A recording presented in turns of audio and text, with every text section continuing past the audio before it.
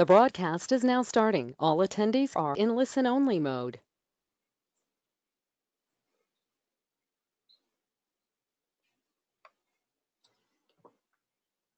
Good afternoon.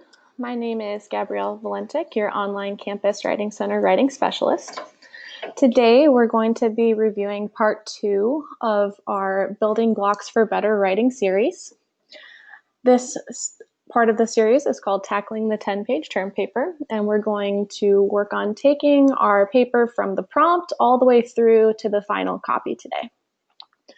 Let's give everyone a few seconds to get settled in and to finish logging in. At this point in time, if you're having any difficulties with your technology, please do let us know and we'll help you troubleshoot. If you have any questions during the presentation, they're very welcome. You can use multiple formats here on GoToWebinar. You can use the questions tab to type your question. You can raise your hand if you'd like to have your audio unmuted to speak your question. And either way, if you just have a comment or a concern or you want to review something, because there's quite a bit of information in this presentation, please do feel free to take the time to stop us and we can do that.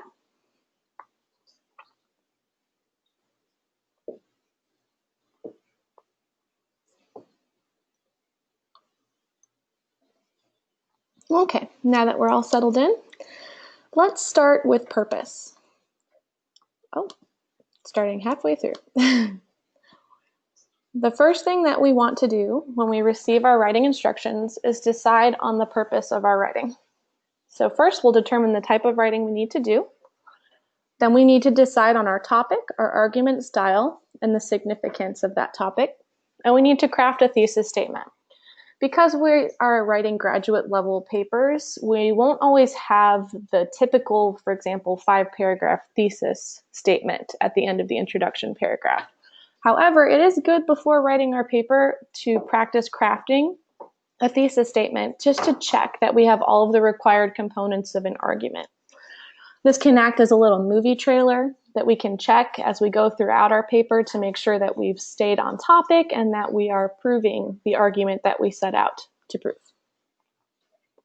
So to begin with, there are 3 types of writing that we are typically asked to do. The first is exposition. This is writing that explains or describes a topic. So it investigates or describes an issue in detail, it explains rather than interprets an issue, and it evaluates the significance of that idea or issue.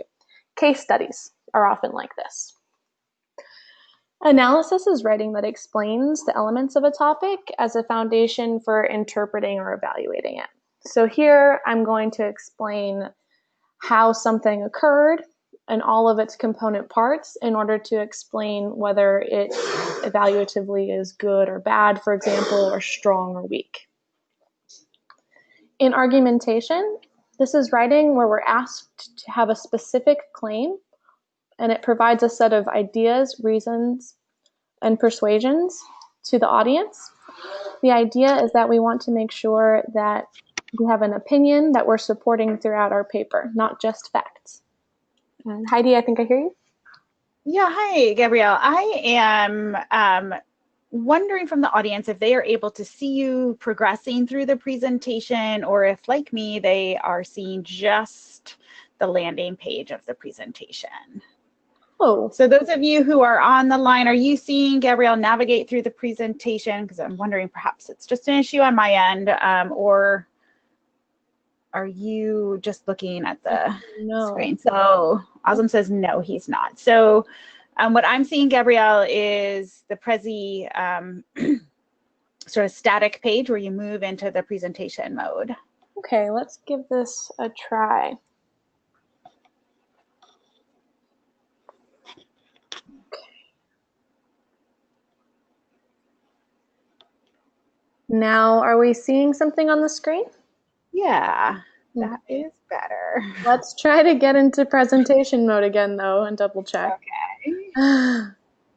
There we go. Yeah, so you might want to head back a couple slides just so we can. All right, let's take a look at the pictures here, huh? All right, we apologize for that. This is the first time we've used this presentation like this, so we might have a few bumps as we go throughout the road. If there is an occasion again where the screen isn't sharing the exact thing that I'm talking about, be sure to just go ahead and type in that questions box again to let us know. Okay, so just to go back a few slides. This is all the same slide. So here was the original purpose slide, where we're determining the type of writing we need to do, deciding on our topic, argument style and significance, and crafting our thesis statement. Here are the three types of writing that we were discussing: exposition, writing that explains or describes a topic; analysis, writing that explicates the elements of that topic as a foundation for providing interpretation or evaluation; and argumentation, where we make a specific arguable claim about that topic and support it with evidence throughout our paper. This is a lot of information, and sometimes it's hard to tell which type of writing we're being asked to do. In fact, we may be asked to do more than one type in the same assignment. Here are some keywords you can look for in your assignment instructions to help you know which kind of writing you need to do. For example, if your assignment talks about demonstrating, outlining, explaining, or illustrating, you're being asked to do exposition. However, if you're being asked to assess or appraise, support, or criticize, here you're asked to do argumentation, which means you need to go beyond describing just the details of the topic and make an arguable claim about it. Once we know the type of writing that we need to do, we can craft a thesis statement specific to that type of writing. This helps us fulfill the instructions that our instructors have provided us with by including three things. First, the topic. Second, that type of writing, exposition, analysis, or argument regarding the topic. And third, the significance of the topic. We always want to be answering the question, so what, as we go throughout the writing process. To help us with crafting a thesis statement, we have this little outline. It's called the Magic Thesis Statement. I did not make that up. And it goes like this. By looking at my topic, it can be seen that my exposition, argument, or analysis about that topic, which is significant because, so what? What is the answer to why your topic and your position on that topic matters? Because this is very abstract, we want to make it a little bit more concrete with questions like this. To discern your topic, you can go by your different argument style. Question 1 will relate to exposition, 2 to analysis, and 3 to argumentation.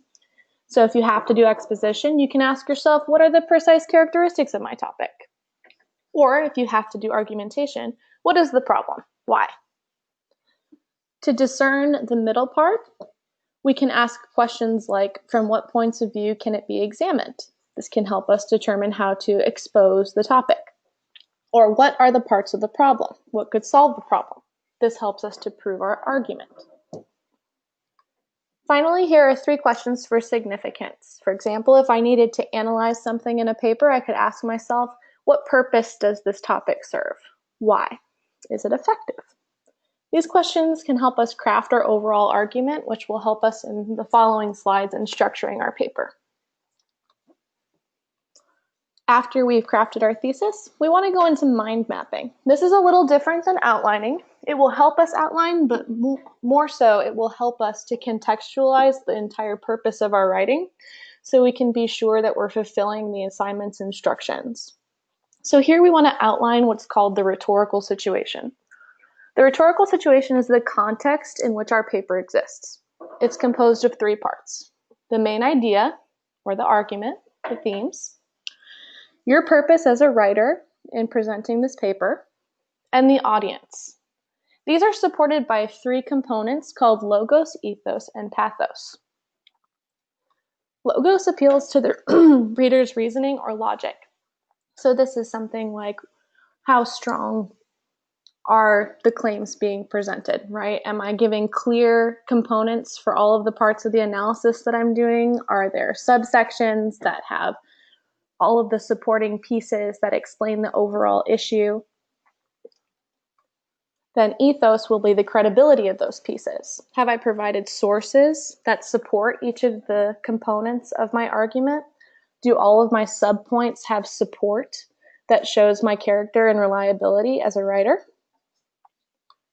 And pathos appeals to the reader's emotions, needs, and values. So this doesn't mean, for example, scare tactics in our writing. Here, this means just presenting the information in a way that shows that it's significant, showing that someone might want to care about the topic. To do this, we can ask ourselves some questions. This is a little bit like brainstorming prior to beginning the paper. So after you've crafted that thesis statement, you can move through questions like this to start to form those components, those main ideas, the logos of your paper. What is your purpose? What do you hope to achieve? Who are you writing to, and what do they care about? How can you establish your credibility, and what evidence will you need to do that? What are the most relevant points needed? And given this rhetorical situation, are there any counter arguments that you need to address? And then, this is the last part that'll move into outlining. Will you use an inductive or deductive outline for your reasoning? So looking at inductive and deductive reasoning, these are two different ways to present the information in your paper. When we use inductive reasoning, we begin with a general case or idea. For example, if I was describing specific information about a case that I was working, then I will continue with examples and description of that case. After I've done that, making sure I cover all of the main aspects, I can draw conclusions based on the information that I shared. So based on a client's history, I can draw conclusions about how their disorder affected them, for example. And then I can make a specific claim regarding that information, meaning I can analyze it and maybe claim how similar cases or similar patients would be affected by the same disorder, or provide a recommendation based on my treatment of the patient as to how it could be used in other cases as well. In comparison, deductive reasoning kind of does the opposite. It begins with that specific claim. So it claims, for example, that a certain treatment is most effective. Then it continues with subclaims that support that major claim, and it provides facts and evidence along the way to support it. At the end, it elaborates on the significance of the claim, most of the time to a specific case. So here we can see that they're kind of like the difference between a front-facing and down-facing triangle, for example. After you've picked one of these, we can use these outlines to help us generally get started on planning a paper. If you're planning a paper longer than 10 pages, this will possibly be too short of an outline, in which case we can find other outlines on our writing resources online. But to begin with, this is a good place to start with just making sure that you have at least 3 sub-ideas or 3 sub-claims to support either your inductive or deductive argument. So you can see in inductive reasoning, start with general background information, then have 3 supporting ideas minimum, facts and evidence about aspects of the topic. In paragraph 5, we want to get to creating that specific claim based on the analysis of the facts. And by paragraph 6, we should be drawing conclusions that can be generalized to other cases and ideas. In contrast, our very first paragraph of a deductive reasoning outline contains a specific claim. Then I have subclaims that support proving that main claim. In the 5th paragraph, I want to get to the counterclaims and the limitations. I want to disprove them, or at least highlight the importance of my ideas. And I want to elaborate on the importance of that main claim to conclude. I know this is a lot of information at this point. Does anyone have any questions? Okay, we'll keep going. And as we go, if you do have questions, please do go ahead and stop us. After we've mind mapped, next we want to move to the paragraph level. So we have those subclaims. Now how do I write about them? To write about them, we want to use a paragraph outline called a meal plan. A meal plan contains the 4 main components that any paragraph should have in order to be complete: the main idea, the evidence, the analysis, and a link. So good paragraphs are similar to funnels. They begin wide and then narrow down to specifics. So for example, we can identify the main idea and topic sentence here, The current literature suggests that clinicians lack competency and consideration of the relationship between culture, race, and the experiences of LGBTQ youth. Here I have my main idea. It's been presented first. It's called my topic sentence. As I move through this paragraph, I provide evidence next. More specifically, current literature lacks emphasis on the discriminatory experiences, mental health needs, and lack of resources of immigrant Caribbean LGBTQ youth of color. I provide a source because we're always proving the claims that we make. And at the end of the paragraph, I move on to what's called a link. For this reason, I propose that more research be conducted geared specifically towards the experiences of this population.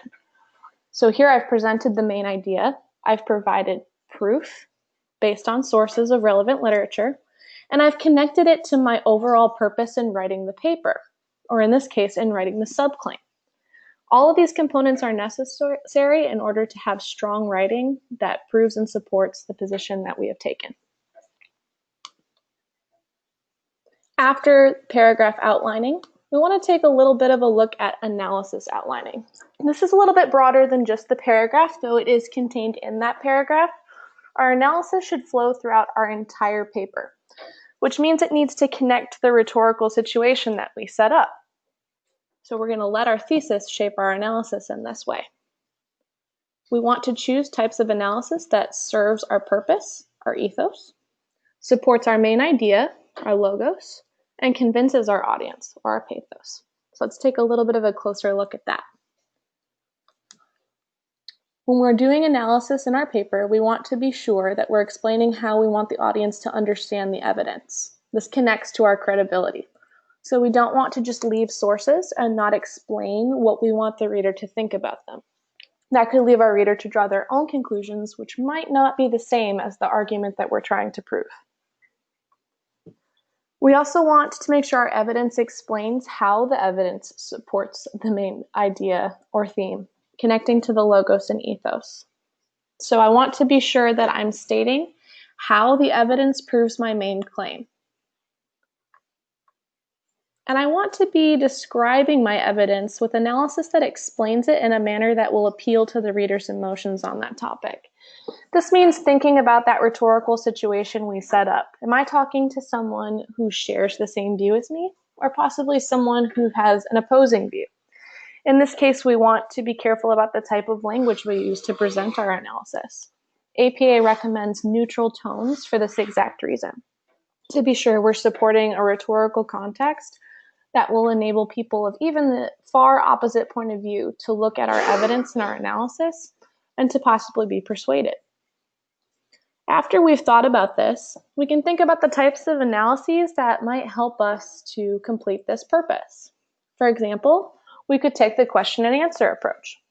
We could pose a question at the beginning of the paper or the beginning of a paragraph, and then work on answering it with evidence that explains the main ideas to the reader and persuades them. We could also use the hypothesis and proof structure. So, for example, if we're going to implement a new treatment option, we can make a hypothesis about how it will work and then use evidence from the data we've collected to prove that. There's also others, such as problem and solution, comparison and contrast, cause and effect, and change over time. It's usually good to choose just one of these for the overall structure of your analysis, though you might use individual types of analyses in individual paragraphs as well.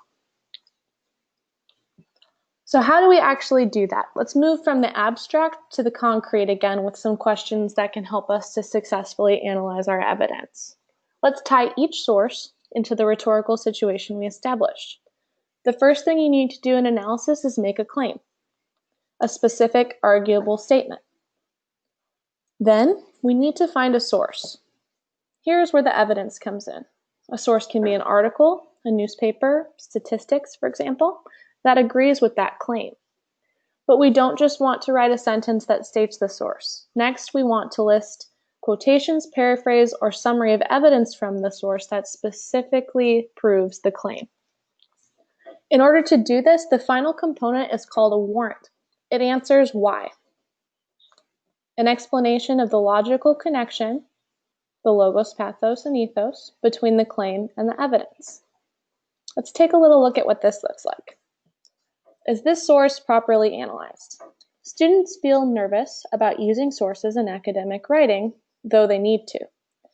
As France showed, students feel uncomfortable paraphrasing and citing sources.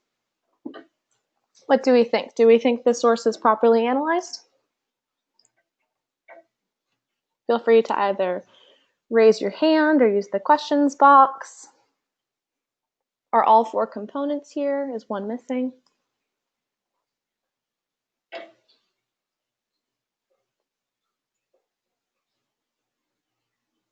Any takers?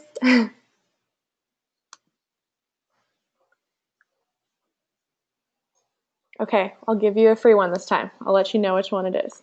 This is not properly analyzed. It's missing the warrant or why. This usage of a source here does not complete the analysis required because it doesn't explain why the evidence proves the claim. So here, my revision that I've included, students feel nervous about using sources in academic writing, though they need to. As France showed, students feel uncomfortable paraphrasing and citing sources, which may be the key factors in student writing anxiety. So here, I have connected the 2 sentences that I started with. My initial claim was that students feel nervous about academic writing. Then I provided evidence from a source that supported my claim, and I explained how, which may be the key factors in student writing anxiety. So as you go throughout your paper and you're citing sources, make sure that you're checking for these 4 components. Did you make an arguable claim? Did you find a source? Did you pick a quotation, paraphrase, or summary of the evidence from that source? And did you explain why that source supports the claim? These are the components for analysis. After analysis, we want to take a little look at transitions. Because there's a lot of sourcing and a lot of analysis used across the paper, it's important to make connections between individual analyses. To do this, we can use transitions. They explain the relationships between those broader ideas in the paper. They connect new information and relate it to past information, and they act similar to the mathematical equation signs in writing to help your reader interpret your meaning. These are the pieces that make sure that your reader follows your thinking and doesn't make their own conclusions about the material that you're presenting. So in this example, Kelly wrote her paper. She left out transitions. She turned it in. Kelly received a lower grade than she wanted. Just in reading this out loud, we can tell that there's kind of a disruption in flow.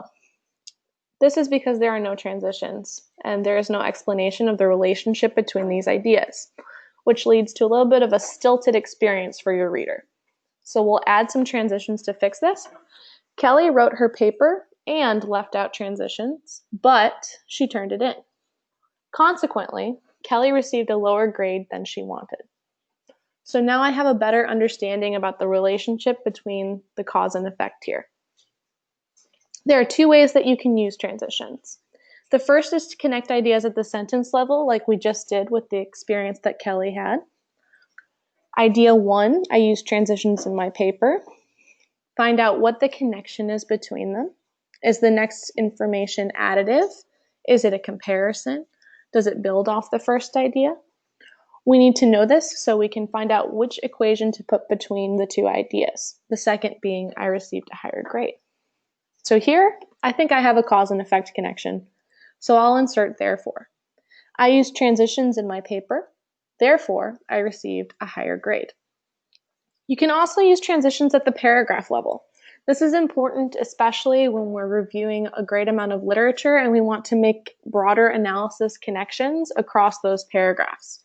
So we relate the new paragraphs to previous paragraphs in the same way, deciding on what the connection is. For example, here we can have a compare and contrast connection. I did not know how to use transitions last week. And the second idea, I now know how to use transitions. So if I have 2 paragraphs on these topics, here are 2 sentences I can use, one at the end of the last paragraph and one at the start of the new paragraph. In this way, there's a connection between the two of them that links them. So I end my final paragraph. Unfortunately, I did not know at that time how useful transitions were. At the start of my second paragraph, I can say, however, this week's workshop changed my view on transitions. That, however, connects to the prior paragraph.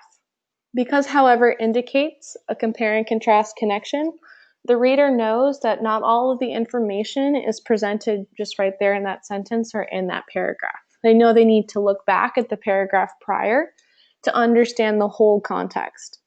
These are the little links that support the analysis throughout the paper. There are types of connections to use, such as utilizing that topic sentence like we looked at, adds variety to your transitions and introduces your topic in a way that's more beneficial to the reader because they're primed for the experience. It's like a movie trailer for the paragraph. You have some expectations which help you to actually view the material in a certain light. We could also, like we mentioned, relate one paragraph to another, creating flow through the paper. So let's look at two transition sentences and see what kind they are. The critical race theory has been connected to counseling LGBTQ youth.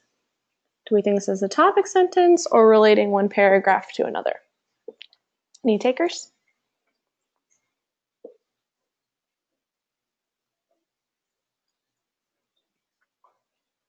Here we have a topic sentence. I don't have any kind of connection that's going to explain that there's another idea that I'm referring to. However, not to be punny, my next one starts with however. So I know that there's a connection between this sentence and something that came prior. So here I'm probably relating one paragraph to another when I state however in order to fully understand the adversities experienced by the Caribbean youth of color that identify as a part of the LGBTQ community. We must first examine what the letters within LGBTQ acronym mean.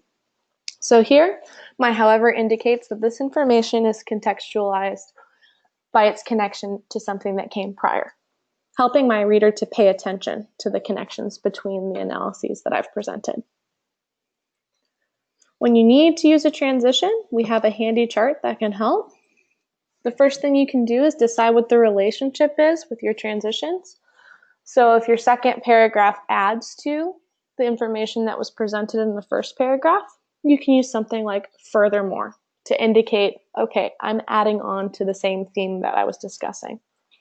However, if your second paragraph shows exception, for example, your first paragraph made a claim and your second paragraph wants to provide a counterclaim, you could say something like nevertheless or however. So this is a good strategy and revision to look through the connections between your paragraphs and decide what relationship they have to each other, and then to check that you've included one of the correct transitions for the relationship that the paragraphs have with each other. After this, we want to take a little look at synthesis. So we've talked a lot about analysis, and now we have a few strategies for how to integrate it through our paper, including making sure each of our sources are analyzed with the 4 steps and looking at transitions to connect the different kinds of analysis. But how do we make sure that we're synthesizing the sources throughout our argument personally and not just summarizing the sources? To do this, we want to take a look at synthesis. First, let's look at the paragraph level. We want to work on integrating multiple citations into one paragraph. This prevents any single paragraph from just relating to the summary of a single source, which is what we want to do when we're avoiding over-reliance on one source. We also want to alternate APA in-text citation structures to avoid redundancy. We'll take a look at that in a second. And avoid stringing multiple quotations together without analysis.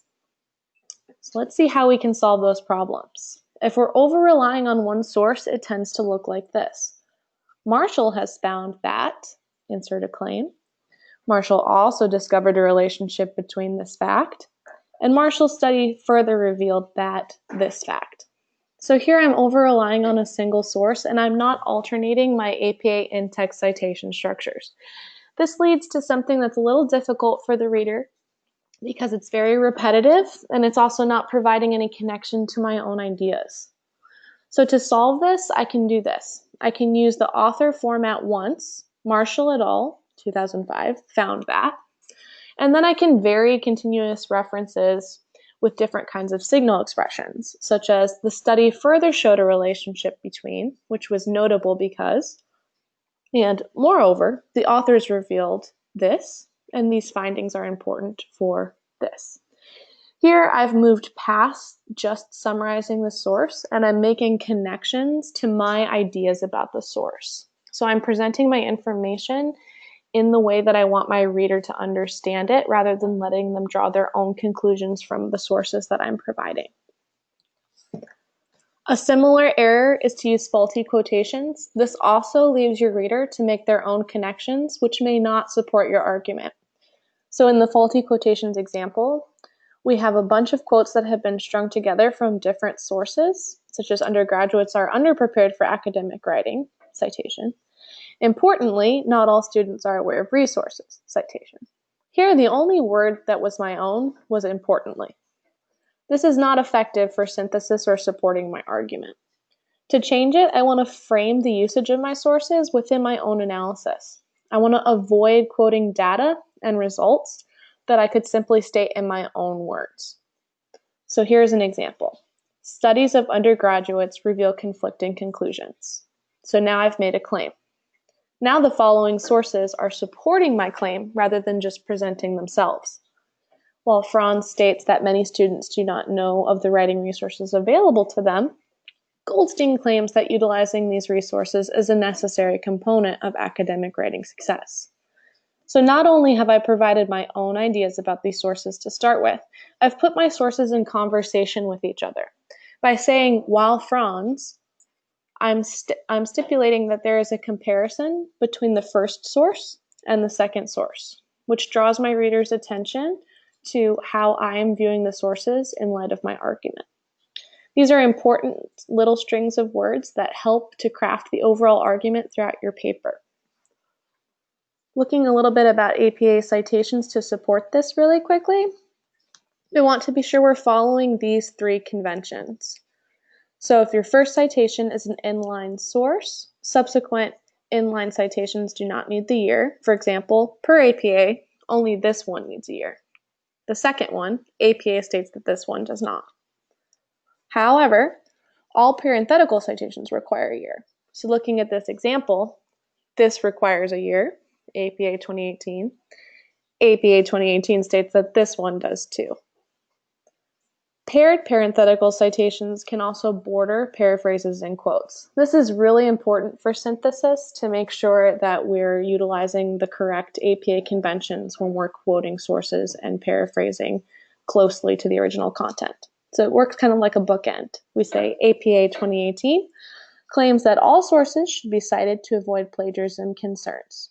So we see how those parenthetical citations are sort of bookending the material that I took from the source. This is a great strategy for either when you have paraphrased something really closely or you're trying to alternate citations throughout your paragraph to sound a little bit more diverse. You can use those page numbers at the end of sentences to still indicate that you're using someone else's ideas without constantly citing APA 2018 at the initial start of the sentence. So here's an example. These examples are also available on our website in our APA resources. So don't feel like you have to take all the information in now. They're always available to you there. But we can see how the first example is not synthesis because all of my sources are separate. They're not in conversation with each other.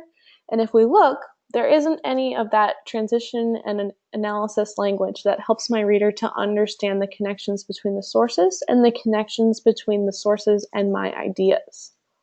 So for example, according to Franz, the evidence suggested that all students are reluctant to learn citation style. That doesn't say anything about what my opinion on this is. However, if I start my paragraph with studies of all undergraduate students reveal conflicting conclusions regarding relationships between advanced scholarly study and citation efficacy, now you understand the idea that I have. You understand that I'm interested in this position and that the sources that follow will all relate to that theme. This is where those topic sentences are very important. They explain that main idea and frame the rest of the sources that we present in analysis. Moving on, we want to make sure that we're paraphrasing our sources. This is important to avoid plagiarism concerns, but it's also important for synthesis in our paper. If we're paraphrasing, we're putting a source into our own language, which will help us to better prove our claims and support our argument. So here's a 4-step process for paraphrasing. Begin by rereading. Read the original passage several times through so you are sure you understand it. Look away from the passage. So close your document, close the book, put the article away in a drawer. Don't have it in front of you when you paraphrase. This can lead to being a little bit too close to the original wording. Start fresh. Open a blank document or talk to someone else about the passage. This can be really helpful. I find that when I explain a passage to someone else, that I have to actually think about the connection between the ideas overall inside of the source rather than just the one sentence that I was looking at. It helps me to see if my understanding of the source is clear, because if I can't explain it to someone, then I probably need to review it before I use it in my paper. It also helps me to use my own words. If I'm explaining it to someone without looking at it, I'm discovering how to talk about it in my own ideas. So I can focus on why it connects to my argument and why it seems important to me. This will help me to take the source from its original language into language that supports my argument. We have 2 templates that you can use for this. Again, these are provided on our website. These ones are under the plagiarism resource materials. So don't feel like you have to take it all in at once. And the webinar will also be provided as a recording after, so you'll definitely have a chance to review it if you need. The first template walks you through 4 questions. Start by who said it. Provide the author's names and their credentials to support your argument's credibility. So here we can use one of those inline citations, right? We can say Smith, parenthetical 2018, for example. Then we want to talk about how they said it. This is important because here's where our analysis starts. When we choose a talking verb, we frame the evidence in how not only the source thought about it, but how you thought about it when you read the source. So for example, is the source agreeing with the information they share? Are they opposing it? Are they proving something? Are they just discussing it? These are important verbs that set the tone for those ideas. Then provide what they said. That summary, that paraphrase we looked at in your own words. This is the final part that moves past summary and into synthesis. Why is it interesting? What are the implications of what the author stated? To whom is the information significant and why? So here we want to be sure that we're always including this. If you look at these 4 steps, you can see the 4-step process of analysis that we looked at before. Why it is interesting ties into that warrant, that final piece that was needed, that was missing from the example we looked at. We want to make sure that's always included when we're providing information about sources. Sometimes it might be a following sentence if the sentences are very long, but we want to be sure that it's always coming right after the source has been identified, including what was said. A second template, we can move things around. If we don't want to talk about the author inline, for example, I don't want to start my sentence with the author's name, I can provide the parenthetical citation at the end instead. So I can just talk about in my own words what the passage said. Then I can answer that question again, why it was interesting. And here I have more room to talk about how it connects to my writing. I can explain why the paraphrased info is important to the argument. So not only can I explain why the information is significant, I can then also explain why it's significant for my argument by providing this different kind of order to my paraphrase. Let's look at a concrete example of this. On the left, you can see there's a paragraph from a source that we're going to work on paraphrasing. Using the first template, I've answered the questions: who said it, how did they say it, what did they say, and why is it interesting?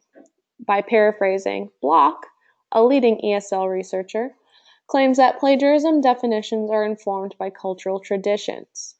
So this is how they said it and what they said. Now, why is it interesting? Which is important when considering how to teach non-native students in the West. If I want to connect to my writing, I can use the second option. Plagiarism definitions are informed by cultural traditions, which are important when considering how to teach non-native students in the West, and explains why it is necessary to directly explain Western plagiarism to writing students. So here I have those three parts. I have what was said. Plagiarism definitions are informed by cultural traditions. I have why it's interesting, the teaching experience, and how it connects to my personal argument, why it's necessary to directly explain Western plagiarism to writing students. So as you're using your sources and compiling information, it's good to start off with this paraphrase strategy. Before you start writing about a source, write a single sentence. Try to get the main idea of the source into this paraphrase structure, and then you'll have a good idea of how to talk about it for the rest of the paragraph without staying too close to the original text. If we're quoting, we want to sort of follow a different format here. As we're going throughout the article, we want to highlight any part that we found very useful. Now, very useful doesn't just mean that it's good material, it means that you couldn't say it better than the writer. So the goal of providing quotes in your paper is to provide information that would somehow lose meaning if you paraphrased it. This is why we avoid putting quotations that include basic data and statistics from sources. We don't want to use a quote to share information like that because we can share that information in our own words in the exact same kind of impact that the original had. However, if there's a quote from a case study, for example, a patient describing their condition, that might be a little bit more difficult to paraphrase. We might lose the emotional impact from the speaker, for example. So that would be a good option to highlight in the source and then to include in our paper. When it comes to actually formatting those quotes, we want to be sure we're using signal phrases. Signal phrases work as an introduction to the new material.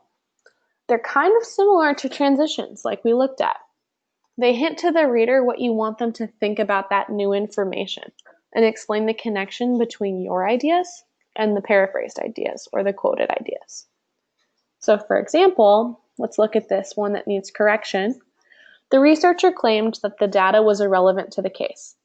Reviewing the information, it appeared that it is unnecessary to include the findings in the final report. So here, there's no signal phrase. I didn't connect the idea to the quote. Leads to a little bit of reader confusion. To fix it, I need to provide a descriptive connection with that signal phrase. So I can add he asserts, for example. The researcher claimed the data was irrelevant to the case. In his study, he asserts, reviewing the information, it appears that it is unnecessary to include the findings in the final report. So here I've framed for my reader what the researcher is thinking. He asserts. There's a claim that's happening. How can you use these signal phrases? There are two options. You can connect your ideas to new quotes or paraphrases. For example, I think signal phrases are useful for an audience, which my teacher has also emphasized. And here's the quote from my teacher. You must listen to this handout. I'm using commas after my signal phrases. This is important to remember for grammaticality. I can also use it to introduce new quotes or paraphrases on their own. My teacher, a linguistics expert, insists you must listen to this handout. So here you can see you have two options. If you're just summarizing a source, you can use the second by answering who said it and how they said it. If you're trying to connect that quote to your own ideas, you can start by what is my idea? How do I want someone to think about it? And then providing the quote, idea, or paraphrase. These mathematical structures can help us to avoid plagiarism concerns and also concerns about our analysis.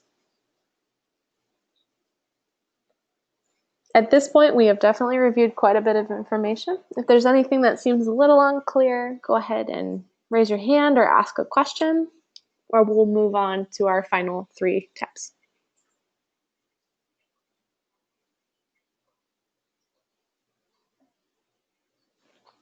Okay, great. Resources. For proper sourcing and structural synthesis, we need to pay attention to 4 concepts involving our resources. The first is to group together articles that are most closely related by theme. So we have looked a lot at the paragraph level. Now we're going to kind of look at the overall structural level of the 10-page paper. So when we're trying to decide the best way to organize it, we want to think about making sure that the sources that relate to each other by theme are included either in the same paragraph or in paragraphs that are adjacent to each other. We want to paraphrase whenever possible. As we discussed, quote only when the author's words would lose impact if you changed them into paraphrasing. And we want to make sure we're paying attention to a few key APA rules. For 6 or more authors, make sure that you're using et al. This helps us to prevent very long citations from clouding up the overall paper. If we have to cite 6 authors' names repeatedly in a row, it can sometimes make it difficult to see the actual main text of the paper. So if you have 3 authors or more, after that initial citation, be sure you're using the convention et al. To encompass all of the authors except the first author's name. So for example, if I have Smith, Carey, Cummings, and Jones, I don't want to repeat those 4 names over and over and over again in my citations because I'm taking up a lot of my paragraph space. So I will just state Smith et al., comma, and the year after that first initial reference. This will help to conserve paragraph length. We also always have to cite the page number for direct quotes and very close paraphrases. This is important for credibility, that ethos that we were talking about. We have to give credit to other sources where credit is due. We also want to make sure that we're moving beyond summary into synthesis in the overall structure of our paper. So when we have long papers and many sources, a good strategy for making sure that we're synthesizing all of our sources is to use an annotated bibliography to organize those sources and to put them in our own words. So let's take a look at what an annotated bibliography entry looks like. So a good entry both summarizes and evaluates. So for example, here we have a source that has a paragraph of summary and a paragraph of evaluation from the author. This makes sure that the author moved past summary and into synthesis, because we weren't just providing information from the original source, we were making sure that we were providing our ideas about that source as well. These kinds of annotations when we're reading sources help us to be sure that we're not moving on from a source before we have fully understood it and how it relates to our paper. So it might take a little bit of extra upfront work to do, but it's a lot less work in revision to make sure that we have properly synthesized each source. We also kind of want to follow the article sandwich, so to speak. This is where we provide information in a 3-step format. Start with your original thought. Like we reviewed, you want to state your claim before you provide your source. Then you can share the paraphrased information, and then you should close with more original information. That synthesis component, the warrant that we were looking at. So for example, research shows that students that have a regular sleep cycle find it easier to retain their material and therefore perform better academically. Versus Smith 2019 discovered that students that sleep an average of 8 hours a night have higher academic performance. The second one simply cites information summarizing from the source. It doesn't synthesize it for the reader in the context of what my ideas are. So I want to follow that original thought, paraphrase thought, original thought pattern in order to avoid that. When it comes to revising, we can use something called a reverse outline to check for all these components. This has been a lot of information, and it's hard the first time, the first draft through, to make sure that all of that information is included. So to go back through and be sure that we've included all of those steps of analysis and all of those steps of synthesis, we can answer the following questions for every paragraph. I can take a paragraph and go, what is the purpose of this section? It also works for full sections. What claims did I make? What did I need my reader to take away? So this is important for tying into that rhetorical situation that we defined at the beginning of the paper process. What did I want my reader to believe after they read my paper? My main ideas should connect to that. Then I need to make sure I provided evidence for those main ideas. Did I provide it to support every claim? Is all of my evidence relevant for the purpose of the section? So here's a good place to double check if we've maybe quoted too many times or quoted incorrectly. Then looking at the section, answer questions like, did I explain the implications of the evidence? Are my warrants present for each of the sources that I provided? Did I unpack those quotes and citations by explaining how and why they proved my subtopic? And did I link them? Did I explain how the subtopic relates to my overall argument? Did I use transitions between my paragraphs? So these are the questions you can use when reading your own paper over. And if any of those questions seem difficult to answer, it's a big hint that that's something we want to focus on in revision. At the paragraph level, you can write a thesis statement for your paragraph. So using that magic thesis statement that we reviewed at the beginning, you can test if your paragraph has all of the meal plan requirements. By looking at the subtopic, it can be seen that analysis of the evidence, which is significant because of link to the main idea. This is a fill in the blank, and we should be able to use the information in any given paragraph to complete it. We can see how the subtopic should be the main idea of the paragraph. The analysis of evidence should be the E and the A in the middle, and the link at the end should be the significance of the information presented. So you can see the strong connection with the meal plan here. If any of these is missing or it seems difficult to fill in one of those blanks, again, it's an indication that we need to add information in revision or clarify our writing. To do this, we can take a little look at the topic sentence and synthesis. So looking at the first sentence, answer questions like, is the topic of the paragraph clear from only that sentence? Is the paragraph topic represented as a subtopic of the main argument? So these two questions check for the synthesis between paragraphs. We want to make sure that both the main topic of that paragraph and the main topic of the paper are flowing throughout. At the end of the paragraph, we can ask, can the reader tell the topic of the following paragraph from the last sentence? Or is the relationship to the overall argument stated for that information? Does the first sentence of the following paragraph explain the relationship between the two? Is a transition, such as however or furthermore, present? These questions can help us be sure that we're completing all of the components of analysis and synthesis throughout a 10-page paper. After we've completed these steps, it's time to write a conclusion. Now you can write your conclusion before you go through your first draft to do revision. Personally, I like to revise my information first, so I don't write a conclusion for something I end up taking out of my first draft. So I like to finish with these do's and don'ts for writing a concluding paragraph.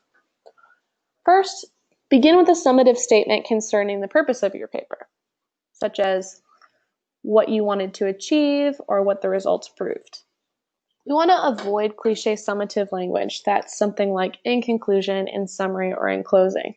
In APA, we have all those handy headers, so people already know what your conclusion section will look like. Your reader doesn't need you to state in summary. It's already known. We also want to use a ratio of about one sentence of summary per main point or subheading in your paper.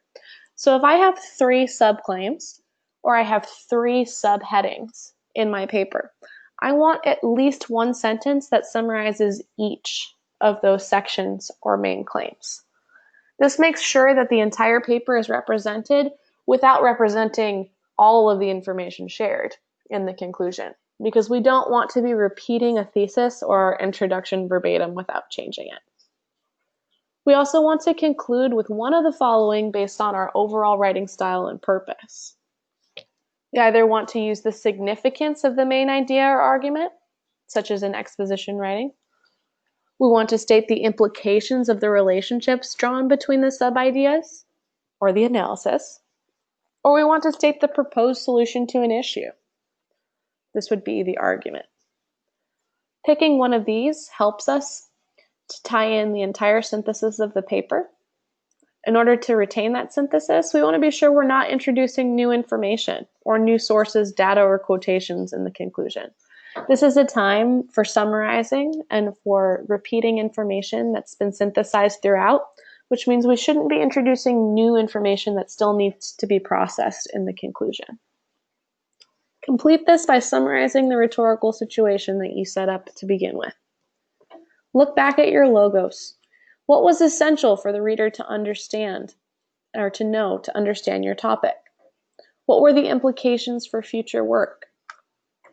Look at your ethos. What was your strongest evidence or proof? What research theme does your writing connect to or contribute to? Contextualize your writing in the broader field in order to increase your credibility. Look at your pathos. What is the significance to the audience? What actions need to be taken? Who cares about those actions? What are the consequences for the stakeholders? So, who is affected by the material you've presented? Why should your reader care about that situation? These are questions that can help you not only to conclude your writing, but to catch if there was something that you missed along the way. In this way, we're kind of using a bookend strategy.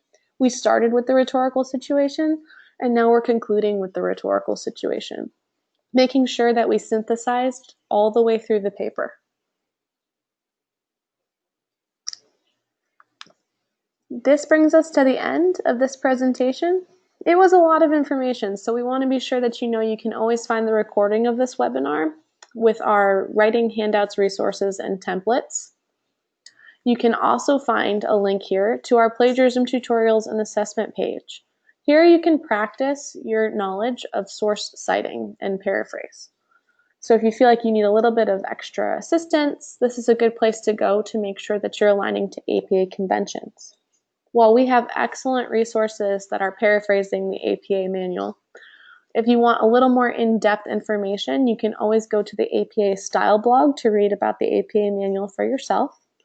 Here you'll find a link to a completed paper.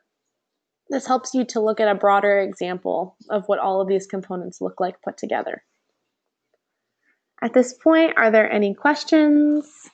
Are there any slides that you'd like to review a second time?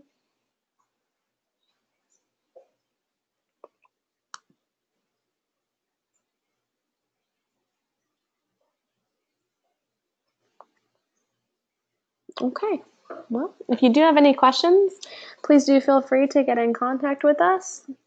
If not, we look forward to helping you with future papers, and have a great day.